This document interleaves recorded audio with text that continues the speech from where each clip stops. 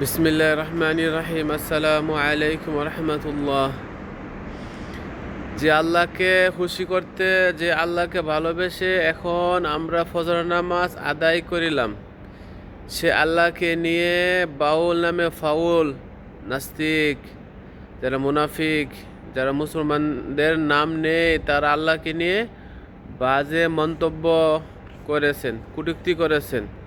ওই বাউলদেরকে বলতে চাই, তোমরা এখনো সময় আছে। তোমরা যদি বাংলাদেশে থাকতে চাও, মুসলমান হয়ে থাকতে হবে। তোমরা মুসলমান না, তোমরা কাফের। তোমাদের কথাবার্তা রাসূল সাল্লাল্লাহু আলাইহি সাল্লামের তরিকা মতো নয়, রাসূল সাল্লাল্লাহু আলাইহি সাল্লামের সুন্নতের তরিকা মতো নয় তোমাদের কথাবার্তা। যে বাউল আল্লাহ সুবহানাহু ওয়া তাআলাকে নিয়ে কটূক্তি করেছেন, তাকে ফাঁসি চাই।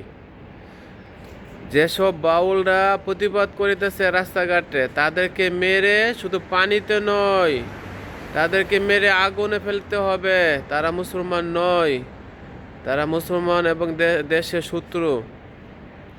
তোমরা যদি বাংলাদেশে থাকতে চাও, শাহজালালের চেতনা ধারণ করে থাকতে হবে।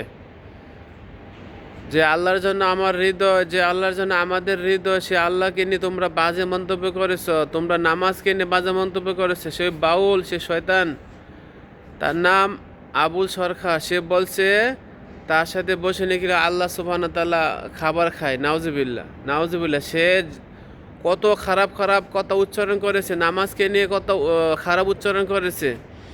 সে বলছে নামাজ তোমরা পড়ো, আমি যাবো আরেক জায়গায়। কি সে মানে বাজে মন্তব্য করেছে, তার কঠিন শাস্তি হতে হবে। তাকে প্রকাশ্যে সবার সামনে কোনো ক্যারেনের মাধ্যমে অথবা কোনো উঁচু ভবনের মাধ্যমে তাকে ফাঁসি দিতে হবে।